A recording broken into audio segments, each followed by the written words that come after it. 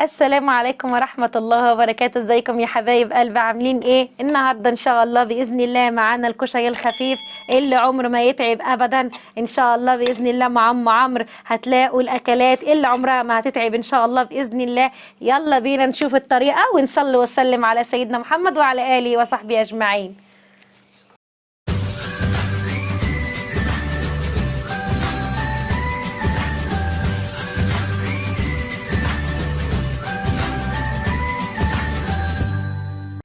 السلام عليكم ورحمة الله وبركاته. النهاردة ان شاء الله بإذن الله هنعمل معانا الكشري الجميل بتاع المحلات، وهيبقى احلى من المحلات وانضف كمان ان شاء الله بإذن الله، وحاجة بتعمليها ببيتك وبتكاية جميلة جدا، هيطلع زي بتاع المحلات واحلى كمان.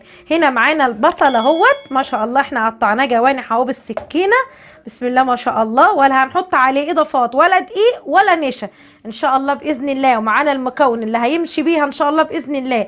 كل اللي هنعمله في الكشري هو الزيت ان شاء الله. الزيت دوت اللي هنعمل بيه الصلصه، هنعمل بيه الدقه، هنعمل بيه الرز، هنعمل بيه ان شاء الله باذن الله كل مكونات الكشري. زيت اللي هو اللي هيبقى زيت البصل. طبعا الزيت دوت احنا سخناه اهوت، لازم يسخن معانا كده.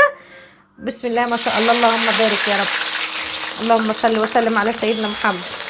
ما شاء الله اللهم بارك، ما شاء الله اللهم بارك يا رب. اهو احنا حطينا البصل اهوت، ما نقعدش كل شويه يا جماعه نقلب فيه، يعني كل ثانيه والتانيه نعمل فيه كده حاجه بسيطه عشان خاطر ما يطرش معانا ويطلع طري. هنحطه كده في الزيت، ولا هو بصوا شايفين كميه الزيت، هنحطه كده وما نجيش ناحيته الا لما ابتدي ان هو ياخد لون. هنبتدي بقى نقلبه ونوطي عليه، ولما نيجي نصفيه ان شاء الله باذن الله هنصفيه على مصفى، مش على ورق مناديل ولا على ورق ولا على اي حاجه خالص. هنصفيه ليه على مصفى؟ عشان المصفى هتنزل منه بواقي الزيت اللي فيه ويفضل مقرمش معانا حتى لو بات لي تاني يوم. هنكمل ان شاء الله باذن الله الكميه كلها وهنرجع لكم تاني بامر الله. كده يا حبايب قلبي بغلي الميه للمكرونه اهي. الميه دي انا حاطه لها ملح بس، ما بنحطش حاجه تاني الا ملح بس. هنا معانا المكرونه الصغننه اهي بتاعت الكشري ديت ربع كيلو اهي، بسم الله ما شاء الله، اللهم صل وسلم على سيدنا محمد. وربع كيلو برضو زيها اسباجيتي. معانا الاسباجيتي دي لازم تكون رفيعه كده للكشري. بسم الله الرحمن الرحيم، بسم الله ما شاء الله، لا حول ولا قوه الا بالله العلي العظيم. احنا قلنا هنا ايه؟ ملح بس، عشان هنوريكم ان شاء الله باذن الله المكرونه هيتحط عليها ايه بعد ما تستوي وتبقى التكه بتاعتها زي بتوع المحلات واحسن كمان. كده يا حبايب قلب اهوت بنفس الزيت بتاع البصل هننزل عليه بالشعريه. ده ربع كيلو شعريه او حسب الكميه اللي انتوا عايزينها. اللهم صل وسلم على سيدنا محمد. كشري ده بقى بسم الله ما شاء الله، كشري ام عمرو بقى ان شاء الله باذن الله هتجربوه، وان شاء الله باذن الله مش هتبطلوا تعملوه خالص. بنفس شويه الزيت اللي عملنا بيهم البصل عملنا بيهم كل حاجه. بسم الله ما شاء الله.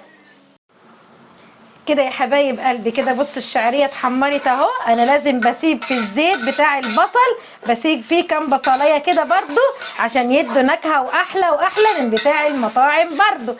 هننزل عليه بقى ان شاء الله باذن الله. ده ربع عدس انا بليته طبعا من بالليل وخدته نص سلقه، عشان ان شاء الله باذن الله انا قلت لكم كل اكله هعملها هقول لكم الفوائد بتاعتها واضرارها. طبعا احنا بلينا العدس ليه؟ عشان منعا، بسم الله ما شاء الله اللهم بارك، منعا من انتفاخات البطن اللي بتعملها العدس. طبعا احنا دلوقتي هنضيف برضو الكمون بس برضو عشان ننزل برضو الاضرار بتاعتها بتاعت الانتفاخات. لو حد مريض قولون لا قدر الله ربنا يعافيكم ويعفى عنكم يا رب، برضو ياكل براحته وهو مطمن، ما يبقاش فيه اي خوف من البقوليات. مريض نقرس برضو ياكل وهو مطمن.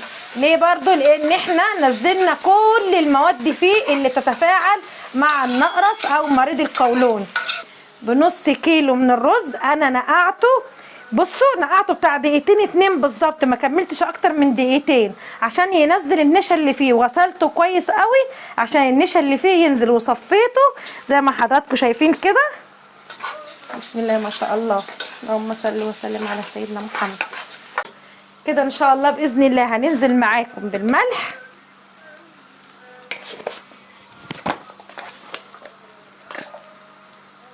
كمون اهو، برضو هنضيف برضو الكمون وكلوا الكشري وما تخافوش خالص من اللي هو مريض القولون او اللي عنده النقرس.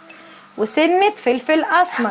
طبعا هنشوح كل الكلام ده كله مع بعضه كده لحد ما نلاقيه كده يا حبايب قلبي. اديني شوحت الرز اهو، بسم الله ما شاء الله. بصوا الصوت، لان اتشوح كويس جدا.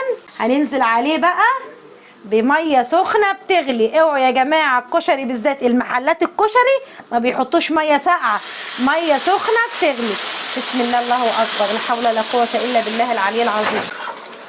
يا دوبه نغطي بس اهو، نغطيه بس كده.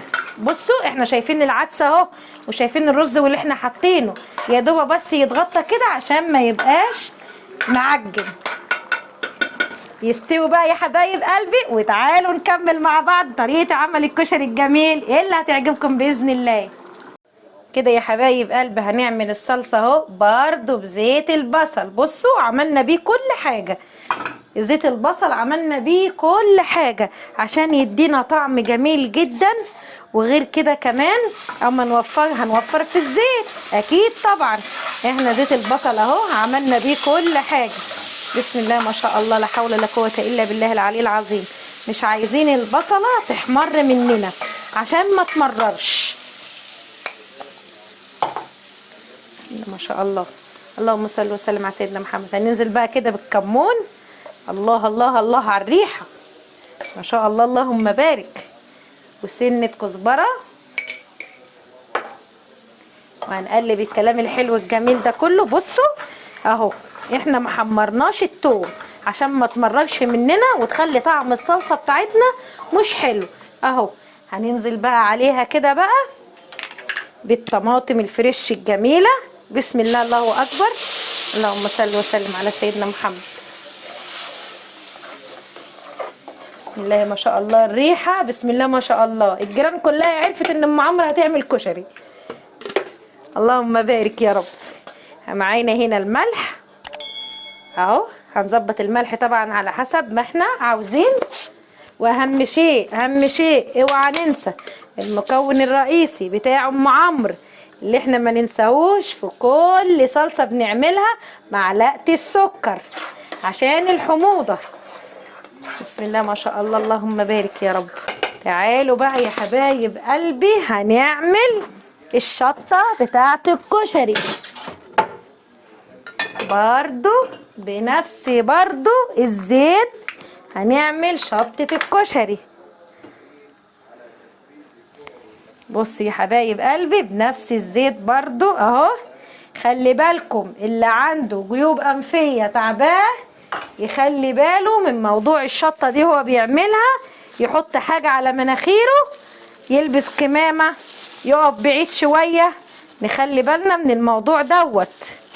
اللي عاوز الشطة تكون حراقة قوي يحط معلقتين، اللي عاوزها بسيطة تكون في المعقول هي معلقة واحدة بس اهو. هنسيبها بقى كده تغلي بقى في الزيت اهو. بسم الله ما شاء الله، اللهم صل وسلم على سيدنا محمد. كده يا حبايب قلبي ادي المكرونه اهي اللي قلنا هنخليها زي بتاع المحلات بالظبط. معانا هنا زيت البصل اهو، شايفينه زيت البصل اهو. بيقول لكم انا اهو هننزل عليه بالمكرونه. لا ما شاء الله. وهنقلب كل الكلام ده. احنا ما الزيت في ميه السليق، احنا حطينا الزيت اهو بتاع البصل. بسم الله ما شاء الله دعكنا بالمكرونه اهو. اللهم بارك يا رب، لا حول ولا قوه الا بالله. ريحه المكرونه بقى بتتكلم عن نفسيها. بسم الله ما شاء الله، اللهم بارك. تعالوا بقى يا حبايب قلبي على الشطه الحلوه الجميله. كده يا حبايب قلبي ادي الشطه اهي اتعملت. طبعا هننزل عليها بمعلقتين من الدقه. خلي بالكم اللي عن هما المرضى الجيوب الانفيه يبعدوا خالص، يا يلبسوا كمامه. عايزين بقى تاكلوا حاجه حلوه البسوا بقى كمامه وما تخافوش ان شاء الله باذن الله. نزلنا اهو بمعلقتين طبعا من الدقه. بسم الله اللهم صل وسلم على سيدنا محمد. هننزل بقى هنا بقى بالصلصه اللي احنا عاملينها. اللهم بارك يا رب. بسم الله ما شاء الله. هنسيبها بقى ايه تغلي حاجه بسيطه يعني اقل من ثانيه كده، وهنقوم طافين عليها عشان الزيت بتاعها كله ينزل تحت. يلا يا حبايب قلبي نشوف الشكل النهائي للكشري الجميل ان شاء الله باذن الله. كده يا حبايب قلبي ادي الشكل النهائي الجميل للكشري اللي عمره ما هيتعب ابدا ابدا ان شاء الله باذن الله. طعم وريحه حكايه، بسم الله ما شاء الله، بسم الله اللهم بارك، والله طعم وريحه الله اكبر يا رب.